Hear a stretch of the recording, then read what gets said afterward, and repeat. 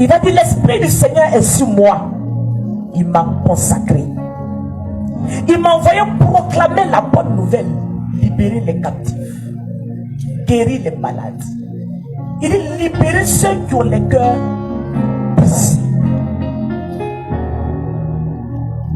Parce que Jésus savait que notre monde dans lequel on est là, il allait avoir beaucoup de cœurs brisés. En passant par la société, par la famille, sur tous les plans, l'homme allait être touché. L'homme allait être un malade ambulant qui se promène. Parce que le plus souvent quand on dit, tous ceux qui sont malades, venez on va prier pour eux. Il y a d'autres qui sont assis, qui ne sont pas malades, alors qu'ils portent une maladie intérieure.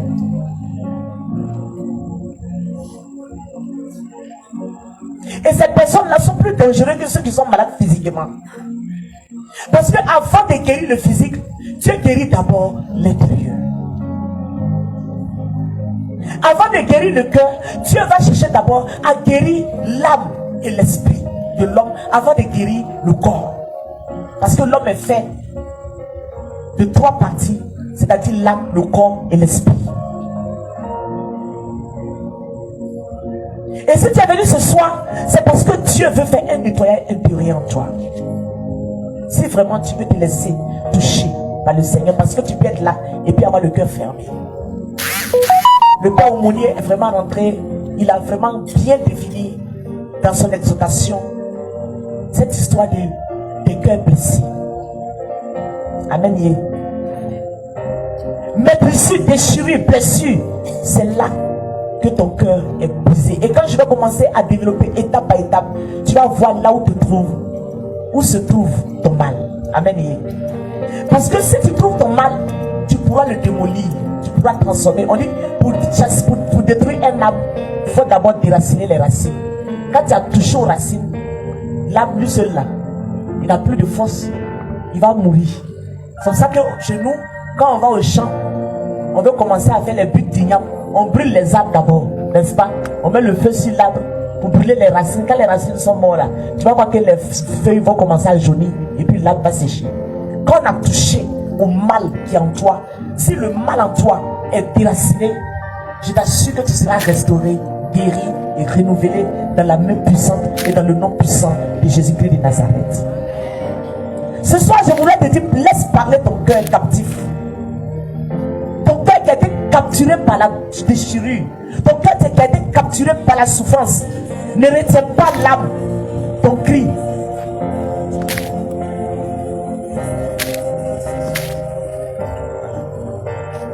Laisse ton cœur être touché par la grâce de Dieu. Laisse Dieu guérir ton cœur, te consoler de toutes les peines que tu as vécues depuis ton enfance jusqu'à aujourd'hui. Il y a des blessures qui sont en toi là. C'est pas pour guérir. Tu as eu ces blessures là quand tu étais dans le sein de ta mère. Par contre, il y a d'autres qui ont eu ces blessures quand ils avaient 2 ans. Il y a d'autres 3 ans. Il y a d'autres 5 ans. Il y a d'autres 10 ans. Il y a d'autres, c'est maintenant dans le foyer là. Ils ont les plus grandes blessures de leur vie. Amen. Laisse Dieu te toucher ce soir. Guéris ton cœur, te consoler de toutes les peines. Il guérit ceux qui ont le cœur brisé et ils pensent les blessures. Somme 147, verset 3. Jésus, à Nazareth, comme je l'ai dit, il lit la prophétie d'Ésaïe 61. Il répète, parce que la prophétie avait été donnée par le prophète Ésaïe. Donc Jésus va venir lire la prophétie du prophète Ésaïe et il va dire c'est aujourd'hui que cela s'accomplit. C'est-à-dire que la prophétie que Ésaïe a donnée là, c'est moi-même je suis là. Je suis là pour vous sauver, pour vous sortir de là où le diable vous avait mis. Il s'approche de ton âme et il va s'approcher ce soir de ton âme. Il va s'approcher de toi pour te délivrer. Psaume 69, verset 19. Le cœur de chacun ici est si facilement brisé et nombreux parmi nous ici portent ces souffrances en eux. Parfois, douleur du passé qui réapparaît lorsqu'on pense l'avoir vécu. Mais quand il y a une situation qui apparaît là, l'ancienne blessure là, ça se réveille. C'est là que tu te rends compte que l'ancienne blessure là n'est pas guérie. C'est pour ça qu'il y a des personnes, quand tu t'as arrangé leur foyer là, il y a des couples là, quand tu t'en vas pour les réconcilier là, hey, Ce qui est passé avant, et puis madame a dit qu'elle a pardonné là, elle va reprendre ça pour envoyer à l'actualité. Mais c'est aussi ce qu'il a dit que j'ai pardonné, j'ai laissé pour tomber là. Il va aller prendre ça pour venir déposer sur la table. Alors qu'il t'avait dit que non, j'ai pardonné. C'est là que tu vas te rendre compte que tu n'es pas encore guéri. Lui aussi, il n'est pas encore guéri. Il pensait qu'il était guéri, mais il n'a pas été guéri. Parce qu'à la moindre des choses, ça ressurgit. On dit quand tu penses à quelque chose que tu pleures, c'est que tu n'es pas guéri. Mais quand tu penses à quelque chose que tu ris, c'est que tu es guéri. Quand tu parles de ton passé en souriant, ton passé douloureux en souriant, c'est que tu es guéri. Mais quand tu parles de ton passé en pleurant jusqu'à présent, c'est que tu n'es pas guéri. Amen. Parce que tu vas dire que non, je suis guéri, mais tu n'es pas encore guéri. Quand tu parles de ton passé, de ce que tu as vécu, et que ça ne te donne plus de palpitations, c'est que Dieu t'a guéri. Mais quand le passé te fait toujours pleurer, ou même le présent te fait toujours rappeler le passé, tu pleures, c'est que tu n'es pas encore guéri. Dieu a besoin de te restaurer ce soir. Il a besoin de penser ton cœur.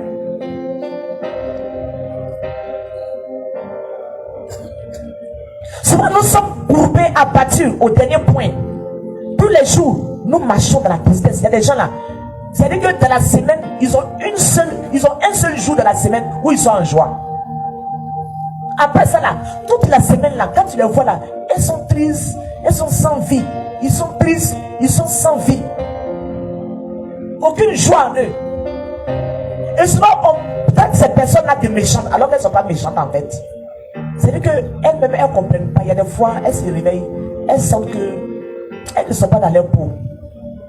Elles sentent qu'il y a quelque chose qui manque en fait dans leur vie. Mais elles ne savent pas c'est quoi au juste. Ça qui ici, c'est arrivé une fois. C'est-à-dire que tu es là, tu es triste, tu sens qu'il y a quelque chose qui te manque, mais toi-même tu ne sais pas au juste c'est quoi qui te manque. Tu sens ce vide intérieur. Et c'est ce vide-là que le Seigneur veut combler ce soir. Il veut te restaurer. Le trouble de ton cœur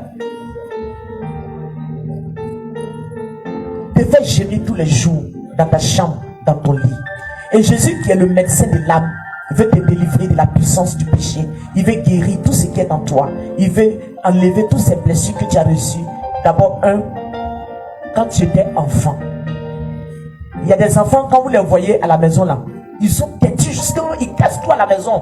Et quand même on les arrache, un jouet là, l'enfant il roule par terre, il va taper sa tête sur le mur. Souvent même, tu as l'impression qu'il va se blesser, on le tape, mais ça ne rentre pas. C'est-à-dire que c'est un enfant, quand il était dans le sein de sa mère, elle a essayé d'avorter. Et l'enfant a été blessé. Depuis le fœtus, le sein de la maman là, l'enfant est blessé. Donc, au fur et à mesure qu'il grandit, il devient violent. Au fur et à mesure qu'il grandit, il est violent. Il y a d'autres même là, quand il gagne par là, peut-être que le sang n'a pas coulé, il laisse pas. C'est-à-dire que c'est depuis le sein, ils ont essayé de le tuer. Parce que quand tu es enceinte, déjà, de 2 jours, 3 jours, 1 semaine, l'enfant déjà, il ressent ce que la maman ressent. Il ressent ce qu'on a envisagé faire de lui. À force de 3 mois, 4 mois. Déjà 3 mois, 4 mois, mais c'est grave. Là, il sent tout. Donc quand on cherche à le tuer, elle est villageois. Quand il voit l'eau venir, il coupe pour aller se coincer quelque part, mais souvent on fait tout pour le faire sortir. Mais il y a d'autres qui arrivent à bien se cacher jusqu'à un petit peu, mais quand il va mettre là, c'est qu'il va te montrer. Tu vas le frapper, tu le frappes, la maman le frappe. Mon enfant, là, même, je ne comprends pas. On ne peut pas aller à l'église avec lui, on ne peut même pas sortir avec lui. Quand tu vas avec lui quelque part là, il tombe partout, il crie partout, l'enfant il est comme ça. Tu le frappes, mais à qui la faute? C'est toi la maman, c'est toi le papa qui a créé sans lui. Et s'il n'est pas guéri, il grandit avec ça. Il ne peut pas donner de l'amour à sa femme. Il ne peut pas donner de l'amour à ses enfants. Tu vas voir, il est dans la maison, mais il est indifférent. Rien ne lui dit quelque chose. Vous voyez? Vous allez voir la femme à la maison. C'est comme si elle n'a pas de cœur. C'est des blessures. Et si tu es dans ce cas, fais ce cœur à cœur avec Jésus. Et si ton enfant est dans ce cas, ou si toi la maman tu as fait ça et tu vois que ton enfant est dans ce cas, et te demande pardon aujourd'hui là, plonge-le dans le cœur de Jésus pour que Jésus puisse guérir ton enfant. Parce que c'est toi la maman ou le papa qui a causé ça. Amen. Amen. Toi, parent qui a souffert, tu as beaucoup souffert à cause de tes enfants, petits enfants, que Dieu guérisse tes enfants aujourd'hui au travers de toutes ces peines que l'enfant a reçues et qui est en train de te faire souffrir aujourd'hui. Il y a des personnes qui portent des blessures en eux que Jésus veut guérir à travers la mort. Tu as perdu ton parent, c'est-à-dire que ton épouse ou ton époux deuil de ton mari ou de ta femme. Tu n'as pas digéré jusqu'à aller là.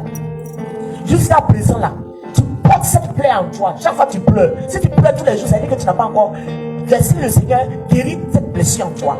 Et cette blessure là, tu peux bloquer beaucoup de situations dans ta vie. Vous comprenez, non? Parce qu'il faut savoir donner à Dieu. C'est Dieu qui donne, c'est lui qui reprend. Il faut savoir laisser le Seigneur penser nos cœurs. Parce que c'est lui qui donne, c'est lui qui reprend. La perte d'un enfant, le cri désespéré du père, de la mère. Et jusqu'à présent, il y a des gens qui ont perdu la foi à cause de leur cœur brisé. Même quand ils vont à l'église, ils vont à l'église parce qu'il faut partir. Mais la messe là, ça ne touche plus les cœurs. Tout ce qu'on dit là, ils disent que Jésus là, il fait que mon enfant est mort. C'est-à-dire que la personne est là par la forme, mais son âme n'y est plus, son cœur n'y est plus en Dieu. Et c'est ce cœur que Jésus veut guérir ce soir. L'annonce de la mort, elle est inconsolable, mais c'est Jésus qui console. Toi, parent, tu souffres à cause du décès de ton enfant, de la perte de ton joli bébé. Je te demande, laisse le Seigneur te guérir ce soir. Parce que si tu continues de porter cette plaie en toi, tu risques de ne pas avoir un deuxième enfant. Et même si tu as un deuxième enfant, il peut naître avec cette blessure en lui. Il faut laisser le Seigneur te toucher ce soir, guérir ton cœur blessé, libérer ton âme. Toi qui as perdu ton mari, je reviens, et ton épouse, Jésus a dit, tu ne te souviendras plus de l'opprobre de ton veuvage. Ton créateur est ton époux, il est ton épouse. Avec un amour éternel, j'aurai compassion de toi, dit ton Rédempteur, l'éternel Dieu. Il dit, il a compassion des veuves et des veuves. Il dit, il prend soin des veuves et des veuves. Donc si tu continues de pleurer, c'est que tu n'as pas confiance en Dieu. Et ça, c'est pas bon. Il faut laisser le Seigneur te guérir totalement pour que tu puisses répandre une nouvelle joie, une nouvelle vie de joie avec le Seigneur. Sinon, toujours tu vas rester dans ta chambre en train de pleurer. Ton mari est défunt, puis tu vas l'empêcher d'aller au paradis. Parce que tes larmes, c'est comme du feu que tu mets sur lui. Au lieu que ce soit une libération pour lui, tu l'embrouilles. Il a besoin de dormir, il a besoin de partir pour d'autres missions dans le ciel. Et toi, tu continues de l'appeler, de le fatiguer. Il faut laisser le Seigneur aujourd'hui guérir ton cœur. Toi qui es veuve, toi qui es veuve, laisse le Seigneur te guérir ce soir. Guéris ton cœur brisé. Le couple sans enfant, comme l'histoire de cette belle femme dans 1 Samuel 1, verset 8. Elkana, son mari, lui disait Anne, la pauvre Anne. Elle n'avait pas d'enfant. Son mari allait prendre une deuxième femme. La deuxième femme, là, elle fait enfant ou elle fait enfant. Et puis quand elle fait enfant, là, elle se moque de Anne. Elle est là, quand elle passe, elle est femme stérile. Il y a des gens, ils sont ici, ils sont comme garçons. Ils se moquaient. Et Anne pleurait tous les jours. Elle partait devant la face de l'Éternel pour pleurer. Elle dit, hey Seigneur, jusqu'à quand vas-tu laisser ma rivale, vas-tu laisser mon entourage, ma belle famille se moquer de moi? Jusqu'à quand vas-tu me permettre, Seigneur, d'avoir au moins un enfant? Je ne te demande pas deux, Éternel, je veux un. Et l'enfant que tu vas me donner là, c'est vrai, j'en veux. Mais moi-même, quand tu as fini de me donner là, je te redonne. Pour te servir. Anne a pleuré. Anne, on s'est moqué d'elle. On l'a critiquée. Peut-être que tu es dans le même cas. Ton cœur est meurtri. Ton cœur est blessé. Parce que tu es stérile, tu n'enfantes pas. Ou bien quand tu prends grossesse, ça tombe. On dit ton ventre est devenu cimetière. Tu passes, on dit, regardez, c'est là, son ventre là, c'est cimetière. Quand elle tombe enceinte, là, l'enfant, elle tombe enceinte, l'enfant là, ça tombe le lendemain. Et tu es là, tu es désespéré. Soit-même tu as honte de sortir de la maison, tu restes dans ta chambre enfermée. Parce que tu te dis que quand tu sors, les gens tu caches se moquent de toi. Quand tu appelles l'enfant de MM, Akisi, pardon, on dit, si tu vas là-bas, tu as vraiment, la maman de Akisi, si tu vas là-bas, elle n'a qu'à le faire aussi pour elle. Ah oh. C'est Dieu qui donne enfant, non? Et ces femmes sont blessées, comme Anne. Anne a pleuré. Et Elisabeth dit, mais attends. Elle dit, mais qu'est-ce que c'est pas? Pourquoi cette femme-là, elle pleure comme ça, on dirait, elle a perdu une chose, comme on appelle son mari. Pourquoi elle crie devant le Saint-Sacrement comme ça? Elle crie là-bas. Elle est saoulée, elle a pris son fin, elle a son couteau là. Dites-lui de sortir de l'église, elle va aller crier au dehors là-bas. Mais elle n'a pas écouté, elle a continué de crier. Il est venu, mais madame, il y a quoi un petit cri comme ça dans l'église? Elle dit, oh mon serviteur. Je souffre. Je veux un enfant. Je veux un enfant. Il a dit, va. Et quand elle est partie, elle est tombée enceinte. Elle est tombée enceinte, elle a mis un garçon au monde. Amen. Elle a mis, et Dieu fera la même chose pour toi. Il va consoler ton cœur. Il va consoler ton âme. Il va lever la honte sur tes yeux. Parce que j'ai prié. À Bengourizi, il y a une dame, elle avait 65 ans. Elle avait la monopause. Elle ne pouvait plus tomber enceinte. C'est-à-dire que règle là, c'est coupé. En ce moment, il était à Dulapo. La femme est venue pleurer. Elle dit, maman, il faut prier pour moi. Je veux un enfant. On a prié ensemble. La femme est tombée enceinte. J'ai les photos qui sont dans mon album ici. Elle a mis un garçon au monde. Et il y a une deuxième, elle aussi. Pendant 20 ans de mariage, elle n'avait pas d'enfant. Elle est de Yakassé. Elle cherche enfant, elle ne trouve pas. Elle cherche enfant, elle ne trouve pas. On l'humilie. La belle famille l'humilie. Ah, depuis là, notre frère a marié. Là, nous, on veut héritier. Hein. On dirait que quand on donne héritier, là, même là, on ne combat pas héritier, là. Il faut nous donner héritier. Hey, tu ne tombes pas enceinte. La femme était opprimée. Elle était désespérée. La bouche des gens, il faut que souvent, on nous mette dans un canari de tristesse. Mais aujourd'hui, là, je vais te sortir de là, dans le nom puissant de Jésus. Et tu vas avoir la joie de Dieu, que tu es un enfant ou pas. Dieu va te donner sa joie. Et cette joie va te pousser à féconder au nom de Jésus. Et on a prié, la femme est tombée enceinte. Elle est quittée à Abidjan. Ce jour, j'étais à la paroisse en train de faire mon adoration. Elle est rentrée, elle dit, bonjour maman. Je cherche une dame à Bengourou, elle s'appelle Madré. Je souris. Et puis, elle dit, c'est moi-même. Elle dit, ah, c'est vous-même. Ah, donc, on est tombé bien, on est venu demander à l'église, on tombe sur vous. Et puis, elle m'explique son désespoir. Je prie pour elle. Elle tombe enceinte. Elle met au monde un garçon. Et l'enfant, il est né garçon, mais il est né circoncisé. Vous voyez? Il est né circoncisé. Donc, lui n'a pas besoin qu'on coupe son kiki. Il est né le kiki coupé. Propre, joli comme ça. Et puis, elle a fait 3 autres enfants. Après, elle a fait 2 filles. Dieu est souverain. Dieu est capable de tout. Donc cette femme de 65 ans qui tombe enceinte, qui met un enfant, le médecin dit, mais toi, tu fais plus rien que tu es tombé comme enceinte. Elle dit, en tout cas, c'est Dieu qui a fait. Elle a mis son enfant au monde. Il n'y a pas d'âge avec le Seigneur. Il n'y a pas de limite avec le Seigneur. Rien n'est impossible au Seigneur. Il est capable de tout. Et si tu crois en cela, il faut acclamer Jésus.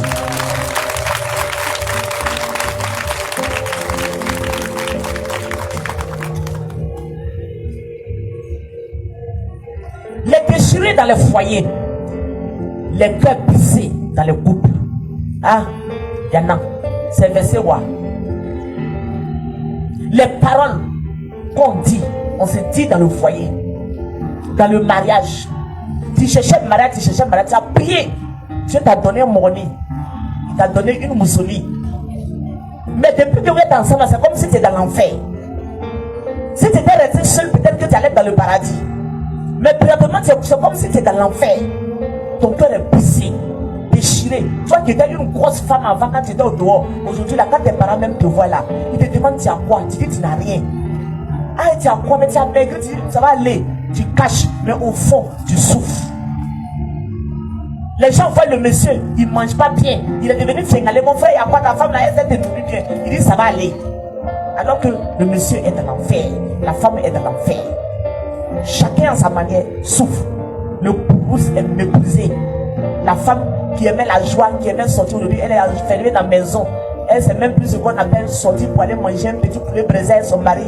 Avant on faisait ça au doigt, mais depuis tu es rentré, c'est terminé. Ou bien l'homme ne fait plus, la femme ne fait plus. C'est fini, c'est devenu. Maintenant là, tu es devenu gardienne. Maintenant le foyer est devenu prison pleine. Tu as la maca.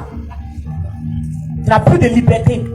Le cœur est brisé. Il n'y a plus de joie de vivre. Tu es en train de vieillir alors que tu n'as même pas encore 40 ans. Tu n'as même pas encore 50 ans. Mais la lumière qui était sur ta vie est tombée. C'est devenu sans beauté. Il n'y a plus de vie.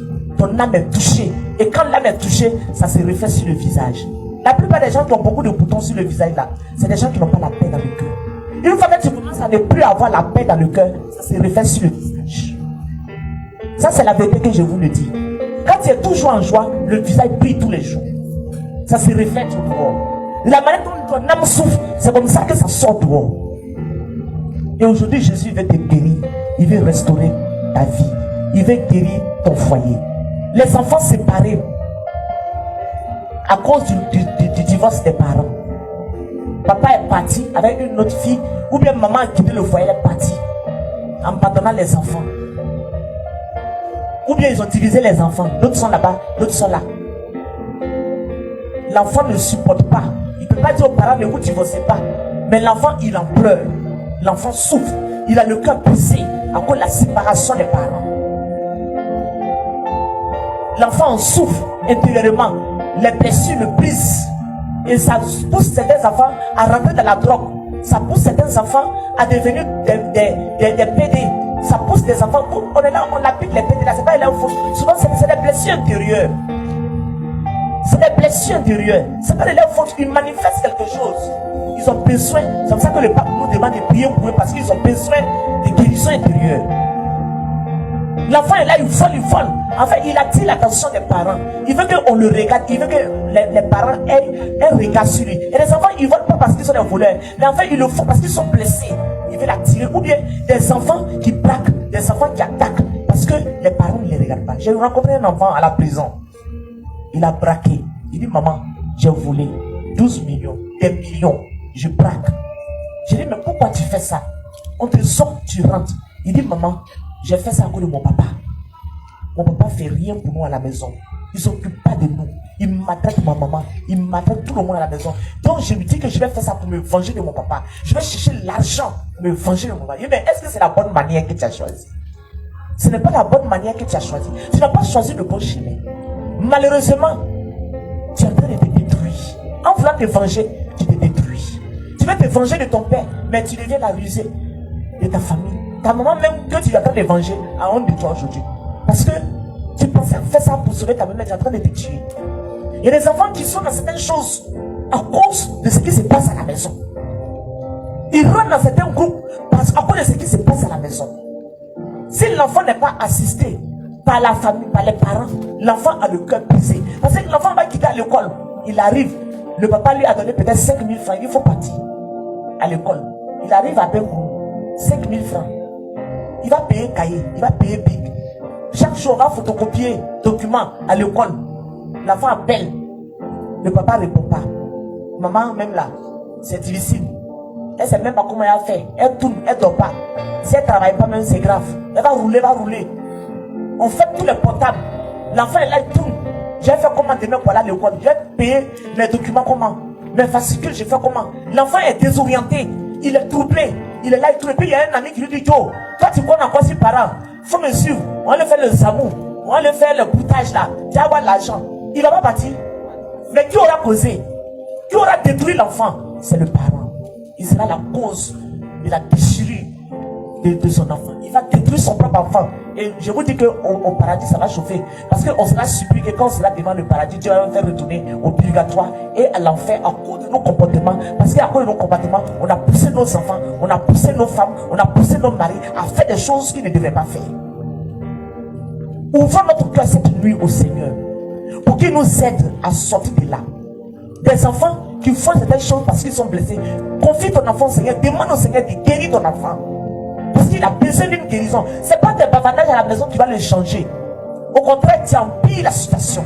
Parce que quand tu parles, tu vois, il s'énerve. La blessure là, ça surgit. Il est déjà sur les qui-vivent. Il est déjà sur l'attaque. C'est-à-dire que c'est comme ça. Quand ça ne va pas dans un foyer, dès que la femme ouvre la bouche nette, l'homme va attaquer. Dès que l'homme ouvre la bouche nette, madame va attaquer. Chacun a ses griffes. Chacun veut dire des paroles pour presser l'autre, pour être à l'aise. Et ça nous pousse à aller de blessure en blessure, de déchirure en déchirure. Et ce soir, Jésus veut recoudre les parties déchirées, les parties qui ont été démolies par tout ce que nous avons vécu dans la vie. Le Seigneur veut vraiment entrer dans les profondeurs de notre vie. Il y a des enfants, des jeunes filles qui ne peuvent plus se marier. Elles ont la haine dans le cœur de se venger. Parce que à la maison, elles n'ont pas vu l'amour. Moi, je connais des filles qui disent, moi, je ne me marie pas. Quand ils voient ma maman souffrir dans le foyer, moi, je ne m'aime pas dans le foyer. Il y a des enfants aussi qui ont été violés. Quand elles étaient petites, elles portent une déchirure en elles. Leur âme est déchirée, leur cœur est déchiré. Et tu es là, tu vas de d'homme en homme. Mais tu as honte d'expliquer ça à quelqu'un. Parce que ton oncle, ton cousin, ton neveu, il t'a touché quand tu avais 5 ans, ou bien quand tu avais 6 ans, ou bien quand tu avais 10 ans, et ça y est en toi, comme un couteau qui est implanté dans ton cœur. Et ce couteau-là te pousse à te venger. Mais en te vengeant, tu te détruis parce que tu peux avoir le sida. Tu peux rencontrer le cancer de l'utérus. Parce que le cancer de l'utérus, il vient comment? Le cancer de l'utérus, on peut le contracter en changeant de partenaire. Vous ne savez pas ça. Quand tu changes les garçons là, ça donne cancer de l'utérus. J'enverrai un médecin un jour pour venir vous expliquer à la Rosée Lermont comment est-ce que le cancer de l'utérus peut venir. Quand tu changes d'homme en homme, parce qu'il y a des hommes qui portent les cellules du cancer en eux, mais ils ne font pas la maladie. Mais quand ils couchent avec toi, ils te transmettent les gènes du cancer et puis toi tu prends. C'est pour ça que tu ne fais pas du mal à tes parents, mais c'est toi-même tu fais le mal. Mais c'est ta blessure qui te pousse à te ouvrir comme ça à n'importe qui et à te détruire. Au lieu que ça t'arrange, ça te détruit à la fin de ta vie. Satan n'est pas bon. Hein. Il n'est pas bon. Hein. Il va te dire, tu souffres dans ton foyer, va chercher un garçon dehors. Tu vas aller quand un garçon te dit piste, il dit monte dans ma voiture, tu prends, il met, il te donne cancer, sida, tout, tu ramasses tout, tu viens, à la fin, tu viens te coucher dans ton même foyer, tu es malade, détruit. Est-ce que ça t'a fait du bien? C'est vrai qu'on te donnait les 100 000, les 200 000, mais les 200 000, les 100 000, ça ne peut pas te guérir du cancer de l'utérus, ça ne peut pas te guérir du sida. N'est-ce pas? Vous voyez, le diable, il nous donne des solutions, mais les solutions que le diable nous donne, c'est les solutions qui nous détruisent, qui vont nous rattraper plus tard. Dans quelques années, ça va nous rattraper. Donc ça ne sert à rien. Tu vois, quand tu as en train de faire ta vie, moi j'ai fait ma vie, nous on fait notre vie. Hein. Quand tu parles aujourd'hui soir aux jeunes filles, nous on est jeunes, on va faire. Mais il y a le cancer, il y a des maladies qui sont là, que le diable va te lancer. À cause d'une seule nuit, tu peux perdre ta gloire, tu peux perdre ta prospérité. Une seule nuit, on te retire ton énergie vitale, on te retire ton avenir. Parce que j'ai vu des gens, et je le dis, j'ai vu des gens, j'ai écouté, j'ai prié pour des gens, j'ai vu des personnes qui sont allées chez des marabouts pour passer les maris, pour prendre les étoiles. Pas mari, hein, mais copains.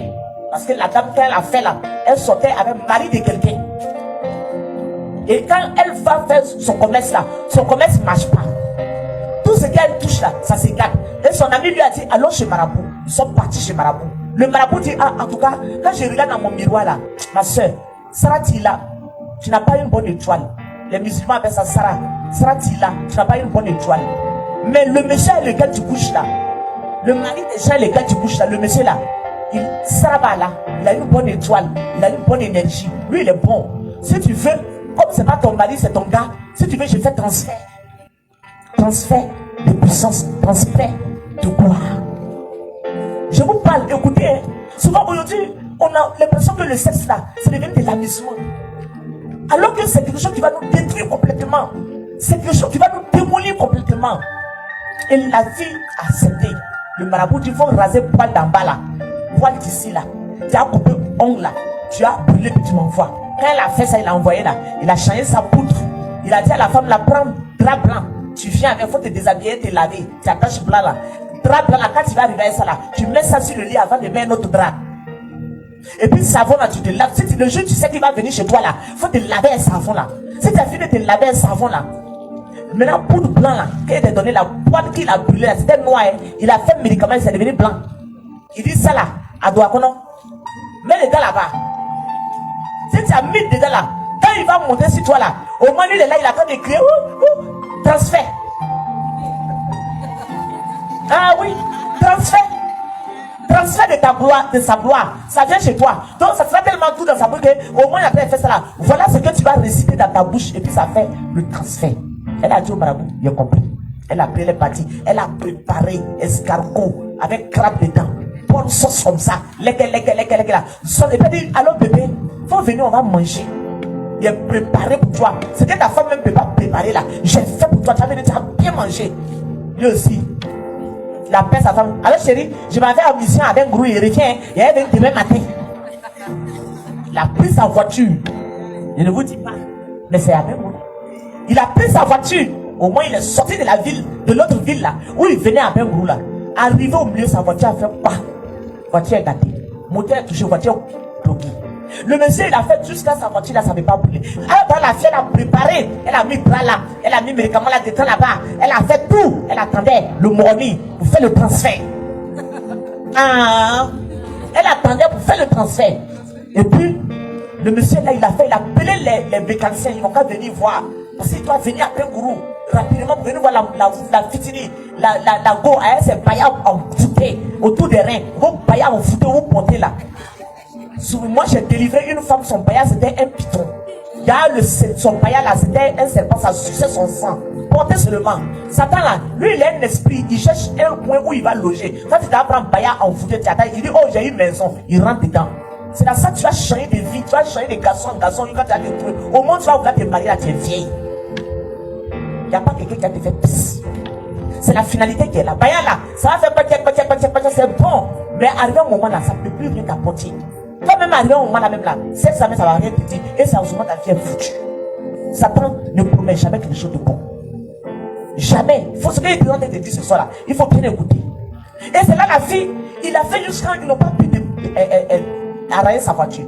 Est-ce qu'il va venir avec un groupe laisser la voiture dans la brousse? Il a dit au mécanicien, on n'a qu'à tirer la voiture, on va retourner. Ils ont tiré, il est arrivé. Sa femme dit, ah, tu n'as pas pu aller faire ton truc, ton séminaire là. C'est demain, non. Ils ont annulé même. Et puis la voiture a même éclaté, il a fait demi-tour. C'est couché à côté de sa femme. La jeune fille s'est couchée. Elle dort. 1h du matin. Elle fait un rêve. Elle voit Jésus. Elle voit Jésus. Je dis bien, elle voit Jésus. Il faut répéter à ta voisine. Elle voit Jésus. Elle voit Jésus. Elle voit Jésus. Le monsieur là, Jésus l'aime malgré son péché qu'il a fait là. Jésus l'aime. Elle voit Jésus. Elle sommeil léger, elle voit Jésus. Je suis arrêté là, suspendu là au-dessus, là, une grande lumière. Et il lui dit, mon enfant, pourquoi veux-tu détruire la vie de mon fils? Pourquoi veux-tu démolir la vie de mon fils? C'est vrai qu'il venait pécher, mais mon fils, il a un bon cœur. Il partage, il est charitable. Et les gens dans leur vie là, ils ont un esprit de cocopé. Ils ne donnent jamais leur argent, quelqu'un soit en va. Vous savez combien de fois la charité sauve la vie de beaucoup de personnes. Je vous assure que si vous savez combien de fois la charité nous sauve la vie là, vous allez toujours partager. Vous savez, l'argent n'aime pas qu'on le bloque. L'argent aime circuler. Quand tu aimes garder là, ça vient plus. Il faut faire sortir, il faut faire partie. Quand plus tu fais partie, plus ça vient. Ça c'est un secret qu'il vous donne ce soir. L'argent, il aime circuler. Il n'aime pas qu'on le bloque. Tu le bloques, tu ne vas jamais prospérer. Et le Seigneur dit que mon fils là, il a un cœur d'amour, il partage avec son entourage. Souvent je vois mon enfant payer des sacrifices pour donner à des pauvres. Tu veux détruire la vie de mon enfant, je ne le laisserai pas faire. Le médicament que tu as pris là, demain matin, lève-toi, va chercher Madré. Je vous jure, Jésus lui dit, va chercher ma fille Madré. Donne-lui les médicaments, sinon tu vas devenir folle. Le médicament même va te rendre folle, parce que tu ne vas pas pouvoir le faire. Elle s'est levée, tremblait, pleurait, tremblait ciel comme ça. Son cœur en ça s'est levé dans sa poitrine. Elle s'est levée, elle s'est sortie dans les rues. La belle courir partout. Elle tape les portes 4h du matin. Je vous se touche chez Maman Madré, je ne connais pas Maman Madré. Elle crie jusqu'à les gens l'ont aidé. Ils sont venus chez moi. On tape à ton pas ton ouvre. C'est une femme qui a arrêté là. Il y a quoi? J'ai mouru. Il y a quoi? Tu as fait quoi? C'est là, il va nous expliquer ce qu'elle a fait. Et on a ramassé tous les médicaments, on a pris. On a prié pour elle et Jésus l'a libérée. Et Jésus lui a demandé de quitter dans ça. Il ne peut jamais faire ça. Et elle est libérée. Le Seigneur lui a dit, si elle continue dans ça, elle va prier. On pense que Dieu, il n'entend pas. On pense que Dieu ne voit pas. Et les gens, comme ils n'ont jamais vu Jésus, ils n'ont jamais entendu, ils pensent que Jésus n'existe pas, ils font ce qu'ils veulent. Mais je te dis, si Jésus t'a fait venir ici pour faire ce cœur à cœur, ouvre bien ton cœur pour qu'il rentre dedans, pour te libérer. Et que ce que les gens ont mis dans toi, et si on t'a déjà enlevé ça, parce qu'il y a des gens ici, on a déjà enlevé. Parce que ce que vous oubliez là, c'est que le sexe, ça, c'est une porte. C'est une porte spirituelle, c'est une porte d'entrée par laquelle on peut te détruire comme on peut te démolir complètement. Un seul rapport sexuel peut détruire toute ta vie. Tu vas te retrouver dans une pauvreté inexplicable. Jusqu'à tu vas mourir de la pauvreté. Tu vas essayer de sortir de la pauvreté. Jamais tu vas pouvoir sortir là à cause d'un seul rapport sexuel. Un seul qui t'a démoli complètement. Parce que c'est bien pratique chez quelqu'un. Lui, il est en train de prospérer comme ça. Il est dans les grosses voitures. Et toi, tu es en train de mourir. Tu vas te promener, te promener, te promener. L'argent, tu n'as pas gagné. Mariage, tu n'as pas gagné. Prospérité, tu ne vas pas gagner. Là, tu Et si tu as rencontré Jésus, lui, il est capable de te restaurer. Il est capable de te repositionner. Il est capable d'envoyer des anges pour aller arracher ce que le diable a envoyé en toi, déposer en toi. C'est pour ça qu'il ne faut pas se moquer des chrétiens. Ceux-là, ils n'ont rien à faire. Ceux qui n'ont rien à faire. Ceux qui n'ont rien avec Jésus, là, il y a la joie. Amen. Il y a la joie. Et puis, il protège. Il protège. Il garde ses enfants. Il va te dire, attention, attention, attention, il ne faut pas partir là-bas. Ah oui. Donc, mes frères et sœurs, réveillons-nous de nos sommeils. L'heure n'est plus à l'amusement. L'heure est au temps de la prière et de l'ouverture du cœur. Ouvrons notre cœur si tu as été violé, si tu as été maltraité dans ton enfance, même si dans ta cour commune, les gens te critiquent, on se moque de toi parce que toujours ces mêmes chaussures tu portes là. C'est pas grave. C'est pas grave. Même si tu manges présentement une fois par jour, c'est pas grave. Un jour viendra où tu vas te sortir de là. Moi, j'ai vécu beaucoup de situations dans ma vie. J'ai dormi sans manger. Par moment dans ma vie, pour manger, c'était un combat spirituel. Mais Jésus m'a sorti de là. Aujourd'hui, ce que je demande à Jésus, il me donne. Je ne prie pas, mais je parle avec Jésus et il me donne. Quand il dit Seigneur, j'ai besoin de ça là pour payer mon médicament. Et puis ce qui est bizarre, même quand je vois un habit, c'est quelqu'un qui dit hey, Seigneur, l'habit là me plaît. Le lendemain, il y a quelqu'un qui paye pour me donner cadeau. C'est la partie là même qui dit ouais, Jésus, ouais, tu es fort, tu es fort. J'ai dit, ah, mais j'ai vu ce pain là quelque part, mais j'ai vu tel habit là, puis on veut me donner cadeau, le même habit. Il me dit oui, je fais tout dans la vie de celui qui reste fidèle à ma parole et à ma vision. Que Dieu nous guérisse ce soir, qu'il nous restaure et qu'il nous repositionne pour sa plus grande gloire. Amen. Tu vas te lever un peu, tu vas te tirer, tu vas prier un peu, puis le frère Alou va venir prier